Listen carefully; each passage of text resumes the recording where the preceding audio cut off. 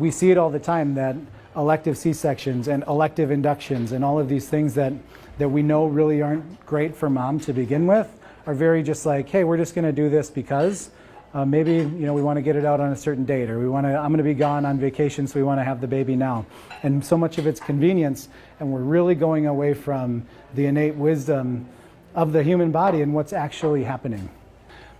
All right, so when we talk about birth and delivery and that being such a key component and ingredient to the perfect storm, we get a lot of parents that come to us and say, well, that didn't happen to us, that isn't our story.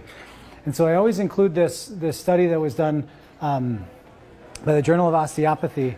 And the study is called The Incidence of Somatic Dysfunction, which in our world is subluxation. So somatic dysfunction means, dysfunctional movement patterns, or the way the body's moving. And what they said, or what they found, or in healthy newborns, So incidence of somatic dysfunction in healthy newborns, meaning they had absolutely no red flags, no reason to be assessed for any medical reason.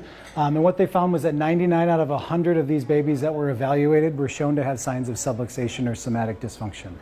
So even in the healthiest of newborns, in perfect scenarios, these situations happen because you can't just plan out every single childbirth.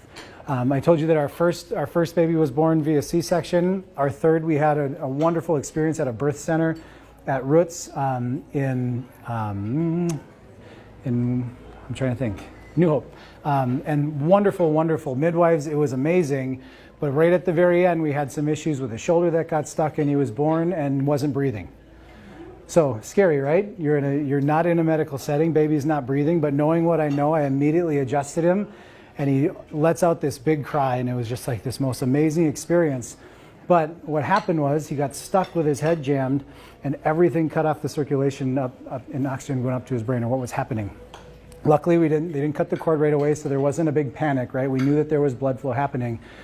But to see the look on our midwife's face, I wish we could have a chiropractor at every one of our births, but they can't, right? Because number one, there isn't enough of us, right? And number two, there isn't enough of us that do this kind of work, or even the awareness of what's going on.